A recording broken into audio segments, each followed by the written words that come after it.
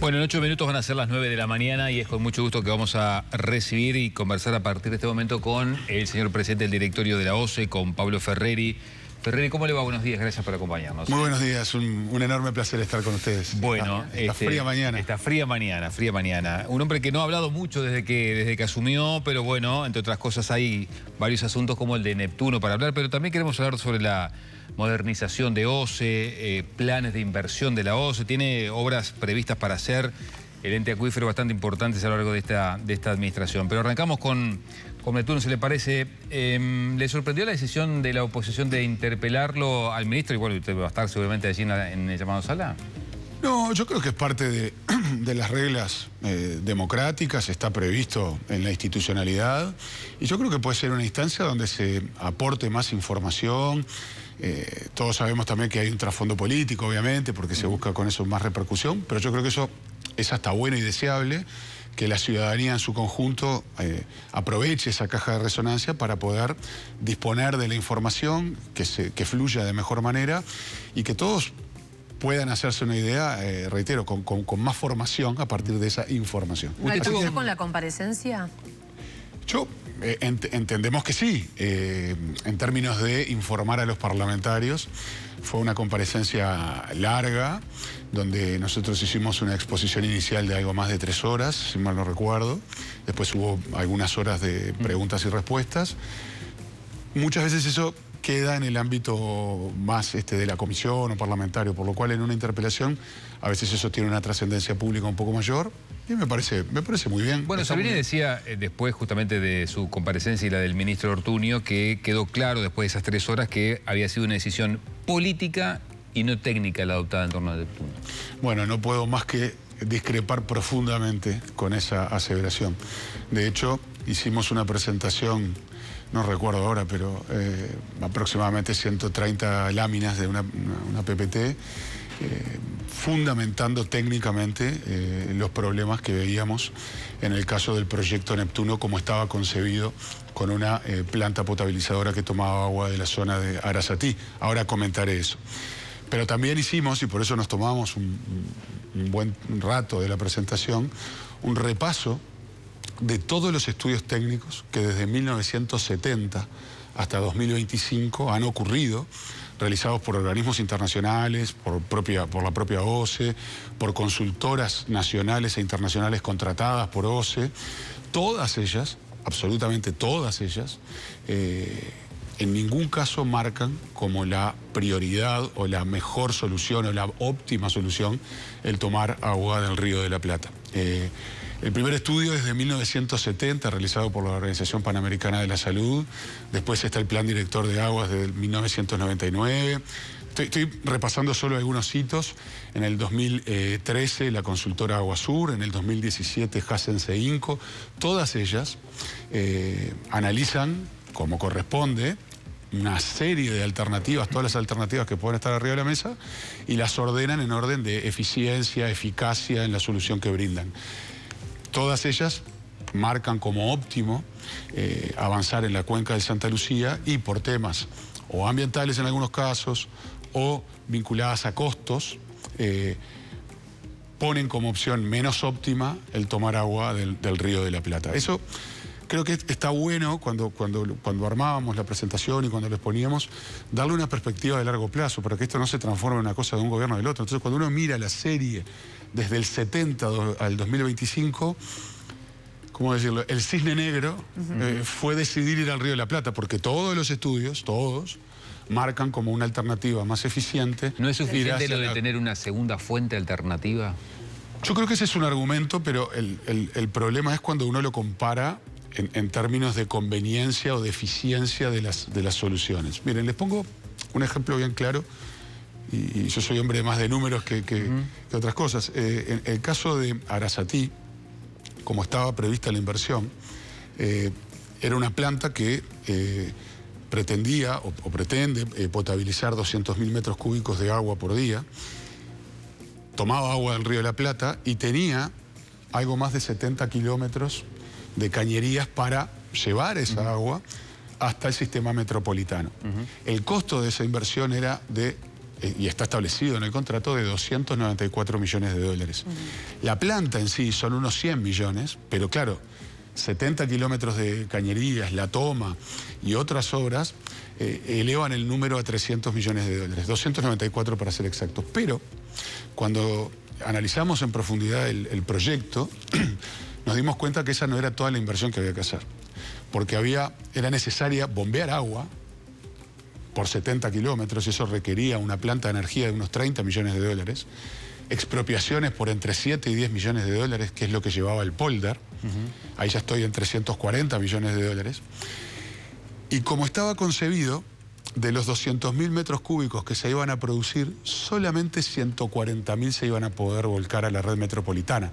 Había que hacer otras obras para que los 200.000 se pudieran volcar. Y ahí estoy en 370 millones de dólares, y todavía no empecé a hablar de un problema central en el Río de la Plata, pero sobre todo en el caso de Arasatí, que es la salinidad. Entonces no era del todo eficiente, pero además era más caro. Era bastante más caro.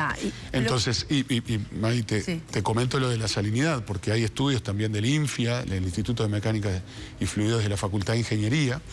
En el año 2022, que fue el año de la sequía, hubo aproximadamente 90 días corridos de salinidad. O sea, cuando uno quiere construir un seguro para que opere, sobre todo en momentos de sequía, la probabilidad de que haya salinidad es mayor, y por lo tanto el seguro tiene mayor probabilidad de no funcionar. ¿Por qué?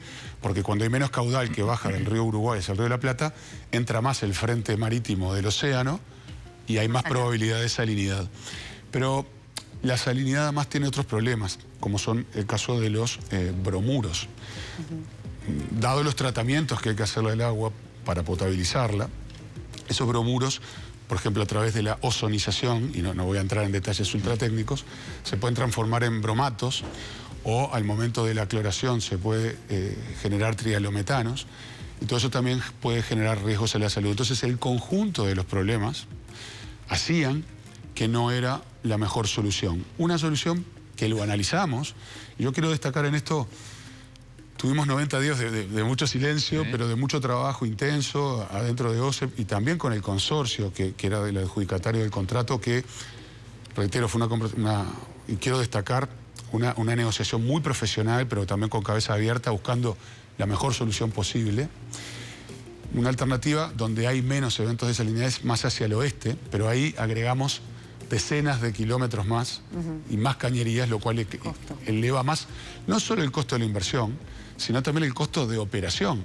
Para que tengan una idea, OCE es el segundo consumidor del país de energía, porque justamente tiene que bombear el agua. Bueno, si te ibas, por ejemplo, a Juan Lacase, tenías más de 100 kilómetros sobre los cuales tenías que bombear el agua. Tenías una inversión muy grande inicial, pero también un costo operativo muy grande. 370 millones de dólares era lo que llevaba poder hacer funcionar Arasatí y volcar los 200.000 metros cúbicos a la red metropolitana, con los problemas que podías eventualmente tener de salinidad. Llevar la planta a Aguas Corrientes, el módulo de la planta es exactamente el mismo, por eso decimos que está dentro del objeto del contrato, son unos 100 millones de dólares, porque no tiene esos 70 kilómetros de cañerías, porque aprovecha mucha de la infraestructura que ya está ahí en la zona de Aguas Corrientes, porque el terreno donde se piensa poner es de OCE y no hay que expropiar. Eso genera una reducción de costos que nos permite, por un monto similar, hacer otras obras. ¿Qué obras? Casupá, que es una reserva de agua dulce, que, de vuelta, si me voy a todos los estudios desde el 70 hacia el 2025, todos esos informes indican que la obra que hoy más precisa el sistema metropolitano es una reserva de agua dulce. A propósito de eso y de la respuesta anterior, ¿no? Me imagino que la gente en su casa se debe preguntar, bueno, pero ¿cómo puede ser si tantos informes técnicos daban a las claras lo que había que hacer? ¿Cómo el gobierno anterior decidió una cosa que no estaba recomendada? ¿No había ningún informe que entendiera que lo otro era más propicio? Bueno, las autoridades del periodo anterior hicieron mucho énfasis en el tema de la segunda fuente. Yo creo que es una visión opinable. No es lo que recomendaban, reitero, todos los estudios. Yo por mi formación me gusta ser muy riguroso técnicamente. No soy ingeniero hidráulico, no es mi métier, no es mi especialidad, y por lo tanto confío mucho en la academia. OCE tiene un convenio que viene de larga data con la Facultad de Ingeniería, nos asesoramos con la Facultad de Ingeniería.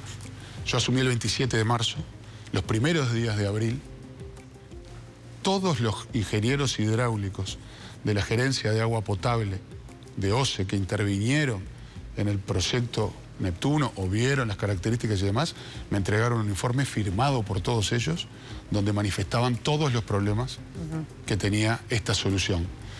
Por lo tanto, bueno, uno frente a... Y mirando y leyendo todos los estudios, viendo todo, esa batería argumental, técnica, después uno podrá compartir la solución o no, pero esto es técnico. Acá no hubo ningún político, ningún comité de base, ni ningún club partidario opinando de esto. De hecho, la mayor parte de la exposición que hicimos el otro día en la comisión que correspondía a OCE la hicieron la gerenta general, la subgerenta general técnica y la gerenta de agua potable, ingenieras todas ellas. Y sobre eso basamos los argumentos. Sí, cuando vemos además los números, por un monto similar a esos 370 que costaba solo Arasatí, nosotros estamos haciendo la planta en la zona de aguas corrientes. Más Casupá. Más Casupá, más algo que no es menor.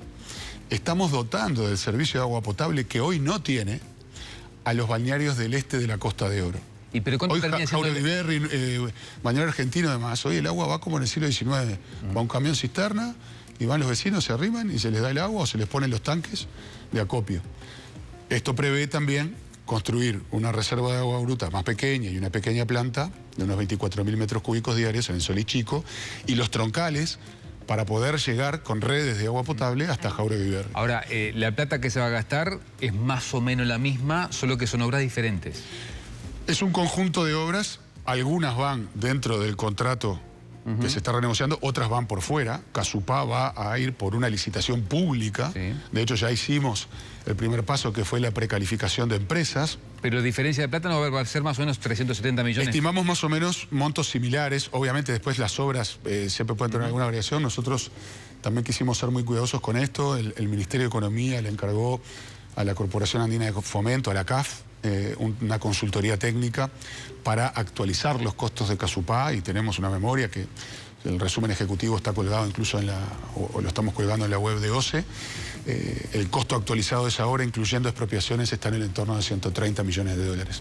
Cuando lo sumo a la planta, más las inversiones en la Costa de Oro, que son unos 45 millones de dólares, más otras obras que sí tenemos que hacer en cualquier escenario en la planta de aguas corrientes, porque la planta de aguas corrientes, hablemos de lo que hablemos, de Arasatí, Casupá, etcétera, es la principal productora de agua potable.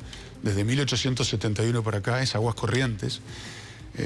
El área metropolitana consume unos 600.000 metros cúbicos, es la planta esta la que los proporciona. Fuera en Arasatí o en Aguas Corrientes 2, por decirlo de alguna manera, la nueva planta va a producir 200.000, por lo cual la joya de la corona sigue siendo la planta principal. Debemos invertir unos 30 millones de dólares para ponerla a punto. Si hubiéramos hecho Arasatí, no podíamos dejar de hacer Casupá, no podíamos dejar de hacer las mejoras en Aguas Corrientes, no podíamos mantener sin servicio de agua potable al este de la Costa de Oro. Por lo tanto, a mí me gusta hablar de un enfoque sistémico. Hay un conjunto de obras y ese sistema de obras es el que va a permitir asegurar el objetivo central de todo esto, que es asegurar el abastecimiento de agua potable al área metropolitana de aquí al 2045. Y para cerrar, y soy larguero a veces, lo fundamental que nos dejó una huella profunda a todos los uruguayos fue el evento de sequía 2022-2023. Increíblemente, y esto habla mal de todos los gobiernos anteriores, Uruguay no tenía un protocolo de sequía. ¿Cómo actuaban la institucionalidad pública vinculada a los recursos hídricos frente a un evento de sequía? Y porque siempre había una canilla y salía agua. Y salía agua. No había un protocolo de sequía. El gobierno anterior, con muy buen tino, contrata una consultoría a través del BID para elaborar un protocolo de sequía. Se contrata a un técnico internacional de primer nivel, un técnico catalán, fuera de Uruguay, de toda sospecha, y elabora un documento con una propuesta de protocolo de sequía que estamos aprobando en estas semanas, en estos meses. Estamos finalmente cerrando ese protocolo de sequía. Como estaba analizando el escenario de sequía, compara cómo hubieran performado dos obras que estaban en la palestra frente a una sequía similar a la que ocurrió en el año 2022-2023. Compara cómo hubiera rendido Arasatí y cómo hubiera rendido Casupá. El estudio es lapidario, las imágenes son muy claras de las gráficas. Con Arasatí no hubiera sido suficiente para poder sobrellevar una sequía como la que ocurrió en el 2022 o 2023, y sí hubiera sido suficiente con Casupá. El problema es qué hacemos hasta que Casupá esté pronto, ¿no? Porque para eso falta un tiempo. Falta un tiempo, sí. Mirá, nosotros estamos previendo tener el pliego de la licitación pública pronto este año para lanzar la licitación el año que viene.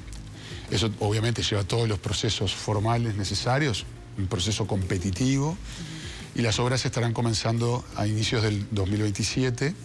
Sobre el 2029 estará pronta la represa, y después lleva 6 meses o algo más en función de cómo llueva para que se llene. O sea, cuando termine el gobierno, ¿no? Sí, y yo creo que estas cosas no hay que pensarlas en términos de... O sea, son obras, infraestructura muy pesada que el Uruguay precisa, y terminará en un periodo de gobierno o en el otro, pero hay que hacerlas. ¿Qué hacemos como también hay que hacer, ¿no?, una planta potabilizadora, porque hacia el 2045 la demanda de agua está estimada en 840.000 metros cúbicos, por lo cual a los 650.000 que produce Aguas Corrientes es necesario agregarle la otra planta. O sea, no era Casupá o otra planta, hay que hacer las dos cosas. ¿Qué hacemos en el medio? Bueno, primera cosa, si se hubiera hecho Arasatí, el problema lo teníamos igual, porque, como dije anteriormente, no resolvía la sequía. Sí.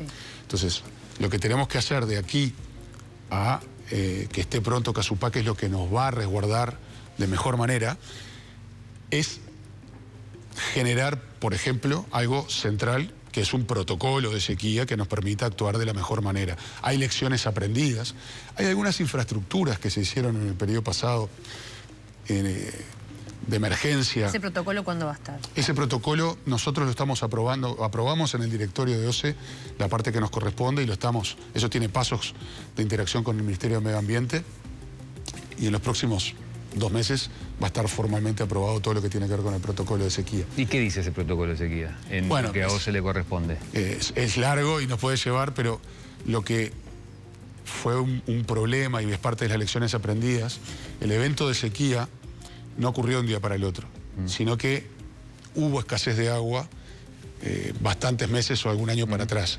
Si se hubieran dado alertas tempranas y acciones tempranas de mitigación, por ejemplo, de regulación de las presiones en las redes de agua, etcétera, se hubiera podido llegar mejor. Bueno, todas esas lecciones, y esto no es echarle culpas al gobierno anterior, no estaba el protocolo. Hoy, con todas esas lecciones aprendidas, con el protocolo, con algunas infraestructuras adicionales, y sobre todo, vamos a estar de aquí a que esté pronta la represa con muchas empresas trabajando en la zona de Aguas Corrientes, haciendo la planta, haciendo las represas. La capacidad de poder hacer obras de emergencia también va a ser superior. Entonces, ¿esto quiere decir que no tenemos ningún problema? No, obviamente. Es un evento severo y no está la infraestructura pronta, pero tenemos mejores herramientas el país tiene mejores herramientas que con las que contaban. A propósito de elecciones, algo que se conversó mucho en el contexto de sequía es la cantidad de cañería que pierde en Uruguay y la cantidad de agua que se va, agua ya potabilizada, que realmente es una vergüenza, ¿no? Porque es un recurso hídrico preciado, es un problema. ¿Su administración está haciendo algo por esto? Sí. Como te decía, yo soy hombre de números. Cuando miro los números y veo que el 50% del agua que se produce no se contabiliza o no se cobra. No puede pasar eso. Esto es una locura, ¿no? Cuando uno empieza a mirar y a desgranar ese número, sigue siendo de las preocupaciones centrales, pero empieza a desmenuzar el número. Primero, no es algo que sea un problema específico de Uruguay, ocurre en todo el mundo con distintos niveles. Segundo, el 50% del agua no contabilizada no es toda agua que se pierde. Hay aproximadamente un 15% allí que es agua que no se factura, o que hay fraudes, o que los medidores no funcionan de la manera correcta. Y hay un 35% que son pérdidas físicas. Entonces, digo esto no para decir es menor el problema, sino que el elefante a veces se come de a pedacitos. Entonces, no es la misma estrategia para el 15% que no hay buenas medidas o hay fraudes, o hay subsidios, porque hay determinadas situaciones donde el agua se cobra mucho menos. ¿Qué se va a hacer con ese 35? Y hay otra parte que no está bien contabilizada. Entonces, en este 15% inicial, voy al otro, no voy a escapar. Nosotros vamos a hacer un programa de modernización de ocio donde vamos a incorporar mucha tecnología, mucha telemedición, mucho Internet de las cosas, como para poder tener un monitoreo mucho más afinado, para poder detectar más fraudes, contabilizar mejor toda esa agua. ¿Eso implica cambios de contadores? Sí. La enorme mayoría de los contadores de OCE no son como, por ejemplo, los de UTE que miden y dan los datos en tiempo real. Vamos a empezar un camino hacia eso. Con respecto a las pérdidas físicas... Pero perdóneme, presidente, ¿la totalidad de los contadores van a cambiar? No en un periodo. O sea, estas cosas no se pueden pensar de un día para el otro, pero vamos a empezar un camino potente, y ahora voy a contar alguna cosa en particular que vamos a hacer, pero cierro con la parte física. Ahí también parte del problema es no poder tener 100% afinado y en tiempo real cómo se pierde, dónde se pierde, cuáles son las pérdidas centrales, las más importantes. También ahí vamos a invertir mucho en telemedición, en Internet de las cosas, para poder tener toda la información. Igual, Maggie, hay un tema. Aunque tú tengas todo medido y sepas bien dónde se pierde, las inversiones son cuantiosas. O sea, estamos hablando de cientos de millones de dólares de una red de cañerías que una parte es antigua y hay que ir generando un proceso de cambio, pero obviamente eso dentro de las posibilidades del país, de un organismo que tiene problemas financieros serios, y además, si uno dijera, bueno, tengo todos los recursos hoy, tengo que dar vuelta a todo el área metropolitana, por ejemplo, y no es viable un día para el otro. Entonces, tenés que ir trabajando con los dos temas, pero además lo primero es asegurar la producción de agua, porque si tú tuvieras una red de tuberías 0 kilómetros perfecta, pero no producís el agua precisada, estás en un problema. Juntando todo lo que pensamos hacer, esto también estamos trabajando con organismos internacionales para diseñar un programa potente.